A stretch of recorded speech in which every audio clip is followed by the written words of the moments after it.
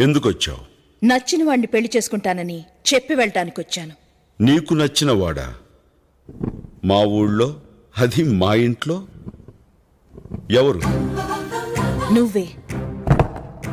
ఏమిటి నాలో నీకు నచ్చింది? శత్రువు ఇంటికి సింహంలా రావడం నాకు నచ్చింది.